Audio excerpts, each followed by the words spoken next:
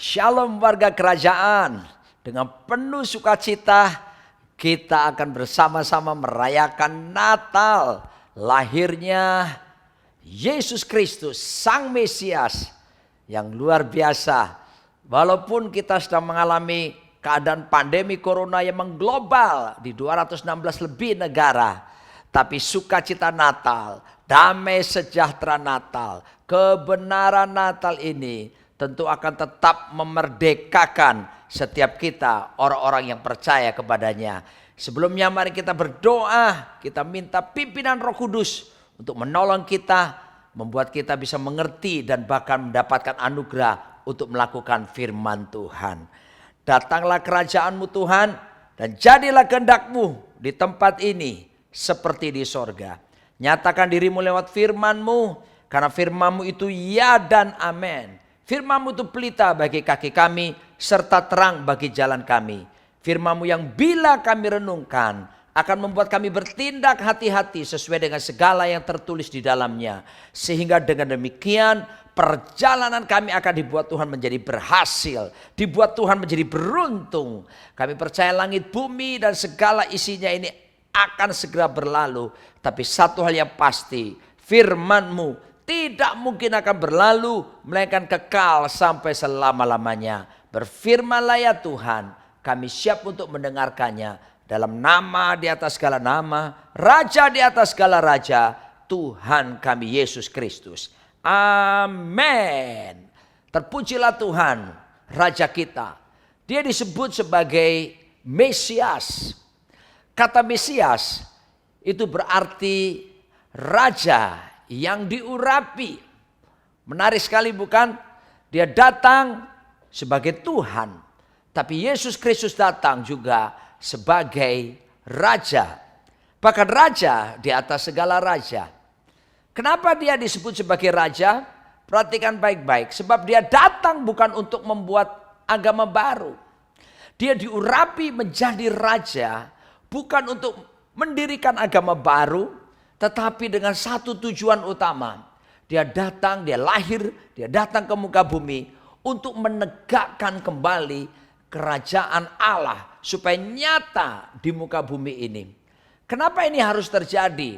Sebab kita tahu pasti bahwa orang pertama yang dipercayakan oleh Tuhan untuk menegakkan kerajaan Allah di muka bumi yaitu Adam.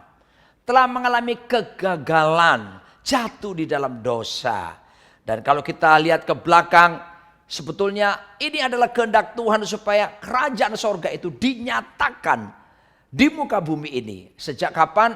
Sebelum penciptaan langit, bumi beserta isinya. Kita bisa melihat dalam kitab Injil Yohanes 1 ayat 1 berkata, pada mulanya adalah firman. Firman itu bersama-sama dengan Allah dan firman itu adalah Allah. Kata firman di situ dalam terjemahan kata Yunani dipakai adalah logos. Logos di sini bukan rema. Logos ini adalah ide besarnya Tuhan. Ya, apa yang ada dalam pikirannya Tuhan, idenya Tuhan, gagasannya Tuhan. Nah, menarik sekali untuk bisa dipelajari bahwa sebelum semuanya ini ada, ternyata ada idenya Tuhan. Itulah yang disebut dengan ide besarnya Tuhan. Isinya apa? Ide pikirannya Tuhan. Isinya perluasan kerajaan sorga ke muka bumi. Ya, atau istilah kerennya adalah kolonisasi kerajaan sorga sampai ke planet bumi. Dan kemudian Tuhan berkata kepada manusia pertama ketika penciptaan Kejadian 1 ayat 26, let us make man in our own image and our own likeness. Mari kita membuat manusia yang serupa segambar dengan kita. Perhatikan, manusia diciptakan itu merupakan perluasan program, perluasan kerajaan sorga nyata di muka bumi. Karena hanya manusia yang diciptakan serupa segambar dengan Tuhan. Ingat tadi, ide besarnya Tuhan, firman, logos, supaya kerajaan sorga diperluas sampai di bumi. Dengan kata lain, Dengan bahasa sederhana, Tuhan ingin membawa kerajaan sorga ini nyata di muka bumi. Makanya diciptakan manusia yang serupa dengan Tuhan yang adalah makhluk roh. Dan manusia adalah makhluk roh yang memiliki jiwa dan tinggal di dalam tubuh. Tapi apa yang terjadi? Adam gagal. Dan ketika Adam gagal, muncullah bagaimana Kejadian 3 ayat 15 yang saya akan bacakan kepada saudara. Aku akan mengadakan permusuhan antara engkau dan perempuan ini. Tuhan menghardik si iblis, si ular itu. Antara keturunanmu dan keturunannya. Keturunannya akan meremukkan kepalamu dan engkau akan meremukkan tumitnya. Tuhan sedang bernubuat bahwa untuk kembali menegakkan kerajaan Allah di muka bumi ini yang di mana Adam mengalami kegagalan untuk melaksanakannya, maka Tuhan bernubuat bahwa keturunan daripada wanita ini yaitu Hawa dan keturunannya dialah Sang Putra Yesus Kristus. Dialah Sang Mesias akan datang ke muka bumi ini untuk apa? Untuk menghancurkan, meremukkan kepala daripada iblis. Dan dikatakan pula tadi bahwa keturunan daripada iblis itu akan meremukkan tumitnya. Dan itu berbicara tentang karya Kristus, bagaimana penyalipannya di kayu salib. Dan kita melihat bagaimana kaki daripada Tuhan Yesus dipaku. Dan ayat ini digenapi. Pertanyaan menariknya begini. Kenapa ketika Tuhan berbicara dalam Kejadian 3 ayat 15. Kok gak segera langsung Mesias datang? Kenapa harus menunggu sekian tahun lamanya? Kalau kita runut sejak dari zaman Adam. Kurang lebih sekitar 4.000 tahun. Harus Mesias baru datang. Kenapa seperti ini? Perhatikan baik-baik. Our God is the God of the purpose. Tuhan kita Tuhan yang bertujuan. Tuhan kita tuh bergerak sesuai dengan waktunya. Dan saudaraku, dari zaman raja demi raja yang memerintah, kerajaan demi kerajaan yang memerintah, hanya satu kerajaan yang memiliki kesamaan dalam sistem pemerintahan, yaitu kerajaan Romawi. Dan apa yang terjadi dalam kerajaan Romawi beda dengan kerajaan-kerajaan yang lain. Kalau kerajaan-kerajaan yang lain apabila menguasai suatu daerah, maka yang terjadi bangsa atau kerajaan yang dijajah tersebut, rakyatnya akan diambil dan dibawa kepada pembuangan. Tetapi dalam kerajaan Romawi ada perubahan, di mana ketika kerajaan Romawi menguasai termasuk tanah Palestina, tanah Israel pada waktu itu, yang dilakukan adalah mereka justru mengutus 300 orang yang disebut dalam istilah Yunaninya Colonia Civium Romanorum. Colonia Civium Romanorum atau Roma kecil, yaitu sekelompok orang, yaitu 300 orang yang diutus oleh kerajaan Romawi untuk menguasai satu daerah. Dan 300 orang ini datang untuk membawa budaya daripada kerajaan Romawi, datang untuk membawa bahasa mereka, datang membawa gaya hidup mereka untuk membangun komunitas supaya komunitas di daerah baru itu mengalami ataupun memiliki kemiripan yang sama dengan daerah asalnya. Nah, kita melihat justru Yesus lahir, datang sebagai Mesias, sebagai raja yang diurapi di saat Israel sedang dikuasai oleh kerajaan Romawi. Dengan demikian orang-orang Israel sudah mengerti tentang prinsip bagaimana yang disebut dengan Colonia Civium Romanorum tersebut. Nah, Tuhan datang dalam timing yang tepat. Yesus harus lahir di saat itu. Karena memang dengan agenda bukan untuk membawa agama baru, supaya kerajaan Allah dinyatakan di muka bumi ini. Ya, supaya ditemukan orang-orang di muka bumi ini yang akan membawa kuasa sorga, kolonisasi perluasan sorga ke muka bumi ini, dan membawa budaya sorga, gaya hidup sorga, bahasa sorga, semua yang ada di sorga dibawa ke muka bumi ini lewat orang-orang yang dipilih oleh Tuhan. Dan untuk bisa menyatakan program itu kembali, Yesus Kristus harus datang ke dalam dunia ini. Dia disebut Mesias, raja yang diurapi. Kenapa? Karena dia mewakili sebuah kerajaan yang tak tergoncangkan, yaitu kerajaan Allah atau kerajaan sorga. Dan ketika datang ke muka bumi ini, saya akan tunjukkan kepada warga kerajaan sekalian khotbah pertama Tuhan. Dia berkata dalam Matius 4 ayat yang ke-17 berkata, sejak waktu itulah Yesus memberitakan, bertobatlah sebab kerajaan sorga sudah dekat. Perhatikan, berita pertama setelah dia puasa 40 hari, menang atas pencobaan iblis. Khotbah pertama dia berkata, repent for the kingdom of heaven is at hand. Bertobatlah sebab kerajaan sorga sudah dekat. Saya katakan di sini, kenapa dia menekankan kerajaan sorga? Karena memang itu agenda utama Sang Mesias, Raja yang diurapi. Dia membawa kerajaan yang pernah sebetulnya dinyatakan, ditegakkan pada waktu zaman Adam. Tapi karena dosa, maka yang terjadi, otoritas kerajaan atas manusia dicabut. Dan sekarang Yesus mengembalikannya kembali ke planet bumi, kepada setiap kita yang percaya kepadanya. Dia tidak membawa agama baru. Ada beda antara agama dengan kerajaan. Yesus datang membawa kerajaan. Kalau agama itu bicara usaha manusia untuk mencari Tuhan. Manusia berusaha mencari Tuhan. Ya kalau ketemu. Kalau misalnya Tuhan sembunyi gimana?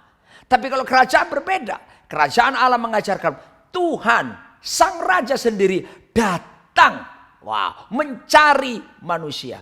Kalau Tuhan yang mencari, maka jangan heran Anda pasti akan ditemui. Dan bukankah Alkitab berkata, bukan kamu yang memilih aku, kata Tuhan, tapi akulah Tuhan Rajamu yang memilih engkau. Amin, haleluya. Sehingga kita bisa berkata, kita dipilih dari segala bangsa. Ya kita dipilih jadi umatnya. Kita dipilih, haleluya. Kita umat pilihan Tuhan. Apa bedanya yang kedua antara agama dengan kerajaan? Agama adalah suatu usaha untuk mencari Tuhan. Itu yang tadi. Yang kedua, agama, semua agama bahkan mengajarkan manusia diperlengkapi untuk apa? Untuk siap-siap meninggalkan bumi menuju sorga. Ada yang bilang surga. Manusia diperlengkapi untuk siap-siap nanti kalau mati masuk ke sorga atau surga. Tetapi kerajaan Allah mengajarkan berbeda. Manusia diperlengkapi, manusia dibekali. Bukan supaya mati nanti meninggalkan bumi menuju sorga. Tetapi manusia dibekali supaya apa? Menghadirkan kerajaan sorga nyata di muka bumi ini. Dan itu yang Yesus mau nyatakan bagi setiap kita semuanya. Makanya diberkata kepada orang Yahudi pada waktu itu. Mereka orang-orang yang beragama. Mereka bukan ateis. Mereka beragama Yahudi. Tapi Tuhan berkata, bertobatlah. Kata bertobat di sini, metanoia. Change the way of your thinking. Rubah pola pikirmu. Karena ada hal baru yang aku nyatakan kepadamu. Saudaraku, perubahan pola pikir karena ada hal yang baru. Apakah hal yang baru? Tuhan berkata, sebab kerajaan sorga sudah dekat. Tuhan mengajarkan mereka kepada orang Israel berpindah dari keadaan kehidupan yang diwarnai dengan agamawi yang mati. Tapi kepada kehidupan baru, kerajaan Allah yang membangkitkan, yang menghidupkan, yang memulihkan segala sesuatunya. Nah, perhatikan baik-baik, itu khotbah pertama. Betapa Tuhan datang dengan misi utama ini. Lebih daripada misi utama untuk bisa menebus dosa. Memang menebus dosa itu salah satu. Tapi yang paling utama, menghadirkan kerajaan Allah nyata di muka bumi ini. Kalau kita perhatikan lagi dalam Matius pasal 5 ketika dia mengajar tentang ucapan bahagia. Ya, dia berkata kalimat pertama tentang khotbah di bukit tentang berbahagia itu. Dia berkata dalam Matius 5 ayat 3, berbahagialah orang yang miskin di hadapan Allah. Kata miskin sini tokos, poor in spirit, miskin dalam roh. Dikatakan apa di sini? Karena mereka lah yang punya kerajaan sorga.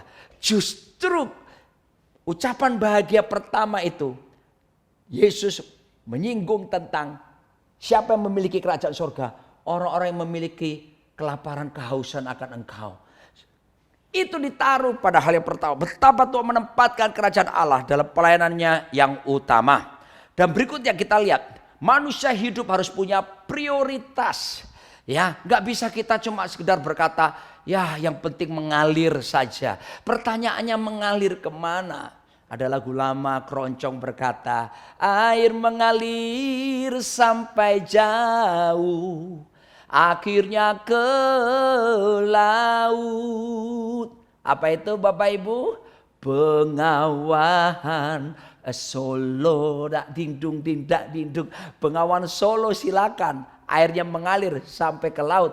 Tapi hidup Anda dan hidup saya tidak boleh sembarang mengalir. Kita hidup dengan tujuan. Kita hidup harus ada prioritas yang dinomor satukan dalam diri kita. Yesus mengajarkan hidup harus dengan prioritas. Dia berkata di dalam Matius 6 ayat 33. Cari dahulu kerajaan Allah serta kebenarannya, oh maka semuanya akan ditambahkan kepadamu, oh haleluya.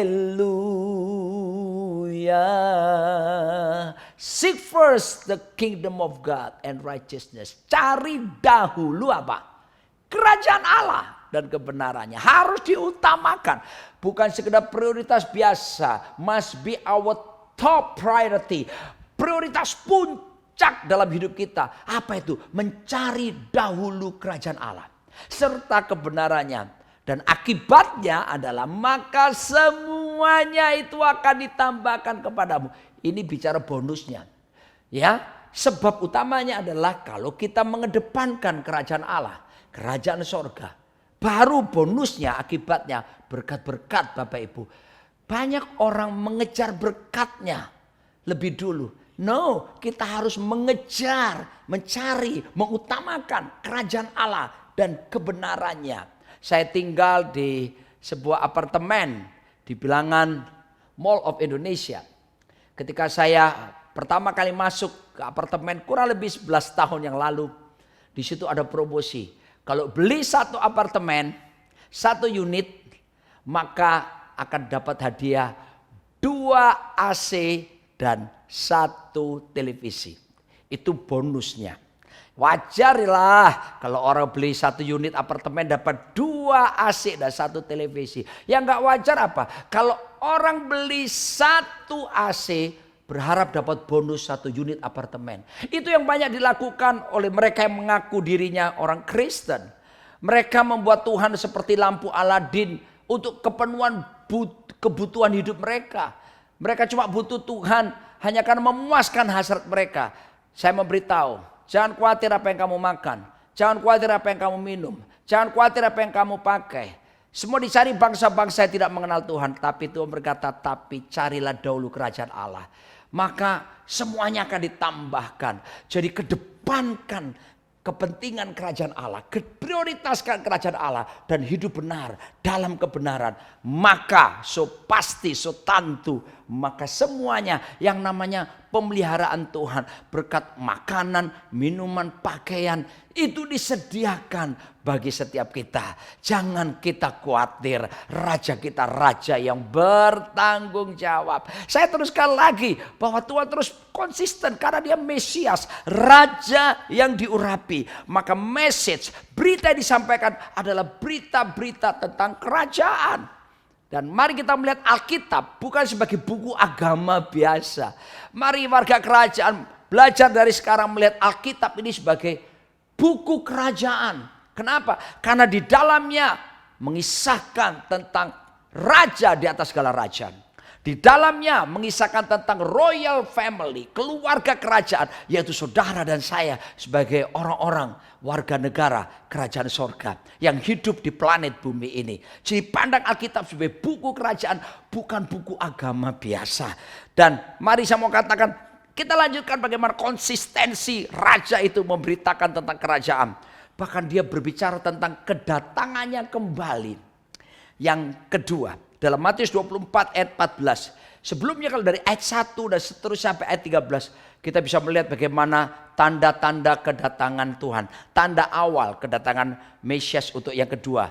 Tanda awal itu ada penyesatan di mana-mana, ada penganiayaan, ada gempa bumi, ada kelaparan, kasih kebanyakan orang menjadi dingin, ya, dan ada banyak kesulitan besar yang terjadi. Tetapi Tuhan berkata, itu baru tanda permulaan. Ada tanda utama kedatangan Tuhan kali yang kedua. Tanda utamanya dalam Matius 24 ayat ke-14, saya akan bacakan buat saudara. Dan menarik sekali, Injil kerajaan ini akan diberitakan di seluruh dunia menjadi kesaksian bagi semua bangsa. Sesudah itu barulah tiba kesudahannya. Jadi tanda utama kedatangan raja di atas segala raja. Tanda utamanya adalah justru Injil apa? Bukan Injil kemakmuran yang diberitakan. Bukan Injil sosial. Bukan Injil-Injil yang lain. Tetapi the gospel of the kingdom of God. Injil kerajaan Allah. Luar biasa bukan? Dan kalau Injil kerajaan ini diberitakan. Dan saya percaya di masa pandemi ini. Di mana orang mulai pasang internet, sosial media memberitakan Injil di mana-mana. Saya percaya ini mempercepat kedatangan Tuhan kembali kali yang kedua. Karena bisa masuk ke daerah-daerah yang di mana jangkauan internet bisa terjadi di sana. Dan saudaraku, jangan kita terkecoh dengan berita-berita tentang orang memusatkan pada berita akhir zaman, pemasangan chips lah di kepalanya maupun di tangannya, ataupun ditakut-takuti dengan seminar-seminar akhir zaman yang cuma menekankan tentang kekuatan ISIS lah dan sebagainya, terorisme dan sebagainya. Dengar saya, justru kita harus berkonsentrasi bahwa kedatangan Kristus paling utama itu apabila Injil kerajaan itu disampaikan di seluruh bumi, di seluruh dunia ini. Oleh sebab itu mari saya mengajak warga kerajaan berpartisipasi lewat hidup saudara. Wartakan, beritakan, sampaikan bahwa kerajaan sorga sudah dekat. Sampaikan bahwa Injil kerajaan ini akan menyelamatkan setiap orang. Injil kerajaan ini akan mengubahkan, memulihkan, menyembuhkan kehidupan setiap orang yang percaya kepadanya. Kita terus lagi ya, dan Tuhan terus, bahkan saya langsung kepada bagaimana Kristus akhirnya mati, dikuburkan, lalu kemudian dia bangkit. Anehnya dia setelah bangkit tidak langsung naik ke sorga, tapi sengaja untuk delay, tinggal di bumi 40 hari. Saya sudah berpikir kenapa dia nggak langsung. Menurut saya mungkin Tuhan melihat murid-muridnya masih belum belum mengerti betul prinsip kerajaan Allah. Sehingga dia menahan diri untuk 40 hari tinggal bersama-sama dengan muridnya sesudah bangkit. Saya bisa bacakan bahkan selama 40 hari apa yang dilakukan sesudah bangkit itu di tengah-tengah muridnya. Kisah Rasul 1 ayat ketiga menjelaskan. Kepada mereka ia menunjukkan dirinya setelah penderitaannya selesai. Dan dengan banyak tanda ia membuktikan bahwa ia hidup. Sebab selama 40 hari ia berulang-ulang menampakkan diri dan berbicara kepada mereka tentang apa? Kerajaan Allah. Perhatikan baik-baik. Dia berulang-ulang ketemu murid-muridnya. Dia meyakinkan mereka supaya tidak ada yang ragu-ragu tentang apa? Kerajaan Allah. Wow. Sebelum kita akhiri, sebetulnya kerajaan Allah itu apa sih? Sebetulnya kerajaan sorga itu apa sih?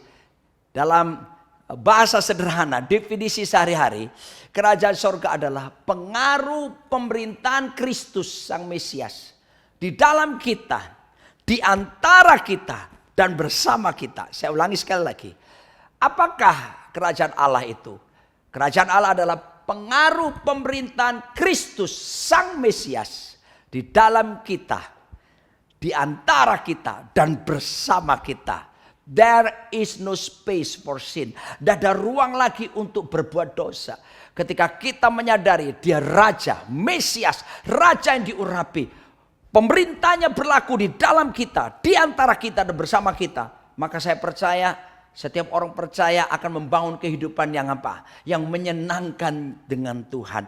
Yang intim dengan Tuhan. Yang bergaul karena mengerti bahwa pemerintahan Kristus nyata langsung di dalam kehidupan kita sehari-hari. Dan saya percaya ini akan menjadikan kita orang-orang yang hidup tulus, benar, tidak bersandiwara, tidak munafik, tidak kompromi dengan dosa, tapi hidup dalam kebenaran, menyadari pemerintahannya langsung dinyatakan di dalam kita, di antara kita, dan bersama dengan kita. Luar biasa, kita bersyukur Yesus datang, kita bersyukur dalam perayaan Natal ini. Justru setiap kita dipilihnya menjadi warga negara kerajaan sorga, warga kerajaan. Untuk apa? Menjadi perwakilan kerajaan sorga di muka bumi. Supaya kita membawa budaya sorga. Kita membawa gaya hidup sorga di muka bumi ini. Dan lewat hidup setiap kita, kerajaan Allah, Injil kerajaannya harus disampaikan. Dan kerajaan Allah ditegakkan di muka bumi ini. Mesias, Raja yang diurapi. Pertanyaan sekarang, apa gunanya pengurapan?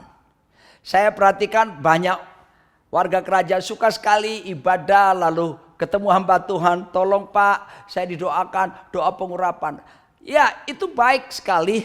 Dan saya pun sendiri terus berdoa supaya Tuhan mengurapi. Tetapi perhatikan, kalau Anda minta diurapi, itu bukan supaya mencari sensasi kerenyeng-kerenyeng. Ada banyak orang masih berkata, aduh asik ya tadi doa pengurapan. Aku ditumpangi tangan seorang hamba Tuhan. Aduh bergetar seperti listrik dan sebagainya. Sehingga banyak anak-anak Tuhan, saya percaya bukan Anda, tapi di luar sana ya. Di kutub utara bagian pedalaman yang diam dalam gua-gua tepi jurang 500 meter perempatan jalan Gang Buntu.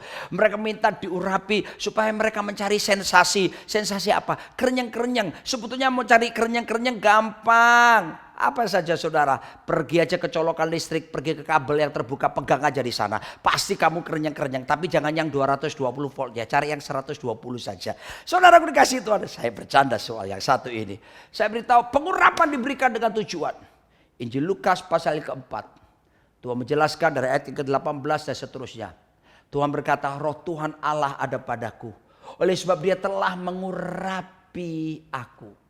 Untuk apa? Nah, setiap pengurapan diberikan bukan untuk kerenyeng-kerenyeng, bukan cuma untuk menimbulkan rasa nyaman, untuk menimbulkan rasa damai. Dengar baik-baik warga kerajaan. Pengurapan diberikan satu, to preach good news to the poor. Untuk memberitakan kabar baik kepada orang-orang miskin. Perhatikan, Tuhan ingin pengurapan ada untuk berkarya. Pengurapan ada dipakai untuk melakukan hal-hal seperti yang Yesus lakukan. Untuk beritakan Injil. Untuk apa? Membebaskan yang terikat.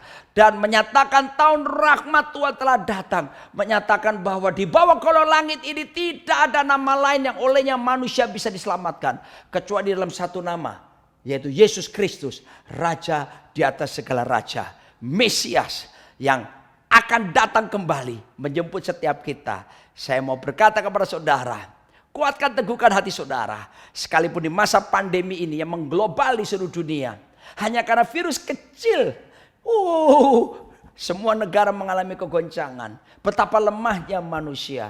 Padahal virus kecil tersebut mati hanya karena kena sabun. Tapi kita percaya kita di pihak raja di atas segala raja. Dan saya percaya ketika kita mengerti panggilan ini, maka kita akan lewati. Jangan bertanya sampai selesai kapan pandemi ini. Tapi mari kita merubah pandemi corona menjadi akademi corona. Di mana akademi ini proses kita semakin dibentuk. Pembelajaran supaya kita berjalan dalam tujuan ilahi. Yaitu keserupaan dengan Kristus. Dari pandemi menuju ke akademi. Dan ketika terus menyediakan diri untuk kita belajar, menekuni firman Tuhan, beritakan Injil kerajaan Allah. Lalu kemudian kita akan dibawa pada fase yang berikutnya yang disebut dengan Corona Revival. Kita akan mengalami kebangunan rohani luar biasa. Dan saya percaya setiap kita yang menyediakan untuk diurapi dan menjadi perwakilan kerajaan Allah di muka bumi, beritakan Injil kerajaan Allah, kita akan menuai jiwa-jiwa. Doa saya bersama dengan istri saya setiap hari. Saya berkata, Tuhan beri saya kesempatan untuk saya bukan cuma melihat tuaian besar, tapi terlibat langsung dalam penuaian jiwa-jiwa di akhir zaman ini. Saya pun berdoa supaya Anda pun mengalami hal yang sama. Ini saat yang indah di mana kita menyatakan Injil kerajaan Allah, kehidupan kerajaan Allah, gaya hidup kerajaan Allah, budaya kerajaan Allah, hidup benar, takut Tuhan, mengasihi Tuhan, dan menghormati Tuhan lebih daripada segala sesuatu menjadi nyata dalam kehidupan kita. Soal kehidupan, soal berkat, jangan khawatir. Pasti Tuhan akan pelihara kita. Memasuki tahun baru 2021. Hai jemaat yang dikasihi Tuhan, saya mau berkata, Tuhan kita, Tuhan yang berjalan di depan kita, sanggup meratakan gunung-gunung, menimbun setiap lembah. Bahkan Tuhan itu akan memberikan kebenarannya menjadi barisan depan kita, dan kemuliaan Tuhan menjadi barisan belakang kita. Berharap kepada Tuhan, kita bersama Tuhan, kita akan lakukan perkara-perkara yang besar. Bersama Tuhan, kita akan berjalan dari kekuatan yang satu kepada kekuatan yang selanjutnya. Bersama dengan Tuhan, kita berjalan dari kemuliaan yang satu kepada kemuliaan yang selanjutnya. Bersama dengan Tuhan, kita berjalan dari kasih karunia yang satu kepada kasih karunia yang selanjutnya. Bersama dengan Tuhan, kita berjalan dari pengurapan yang satu pada pengurapan yang selanjutnya. Bersama Tuhan kita berjalan dari iman yang satu kepada iman yang selanjutnya, sampai kita bertemu muka dengan Raja di atas segala raja. Mari menyongsong tahun 2021 dengan semangat yang menyala-nyala, dengan pengurapan yang baru daripada Tuhan. Karena Sang Mesias, Raja diurapi itu, kita izinkan memerintah penuh secara langsung di dalam kita, di antara kita, dan bersama kita. Dan kita akan melihat dan kita akan mengalami kehidupan sebagai warga negara kerajaan Allah yang dipercaya membawa perluasan sorga di muka bumi ini, menghadirkan sorga nyata di tengah hidup kita, dimulai dari keluarga-keluarga kita, sehingga kita berkata sorga tidak jauh, sorga dimulai dari keluarga kita, dan dalam kehidupan kita, kita mewakili kerajaan sorga nyata di muka bumi ini. Amin. Kita akan berdoa bersama-sama. Tuhan, terima kasih. Kami bersyukur untuk merayakan Natal bersama-sama. Terima kasih sebab Mesias, Raja diurapi, datang menegakkan kembali kerajaan Allah nyata di muka bumi ini. Terima kasih Mesias, Sang Putra memilih kami untuk supaya kami menjadi perwakilan kerajaan Allah di muka bumi. Menjadi orang-orang yang dipercaya untuk membawa budaya kerajaan sorga nyata di muka bumi. Kami berdoa Tuhan, memasuki tahun 2021. Penyertaan-Mu sempurna atas setiap kami. Dan pengurapan-Mu terus bekerja di dalam hidup setiap kami. Menjadikan kami orang-orang yang berjalan dalam tujuan keserupaan dengan Tuhan Yesus Kristus. Menjadikan kami orang-orang yang memberitakan Injil kerajaan Allah. Berbuah lebat, tinggal tetap. Dan nama Tuhan dipermuliakan. Bersama-Mu Tuhan kami percaya kami akan lakukan perkara-perkara yang besar. Dalam nama Yesus, Raja di atas segala raja. Amin.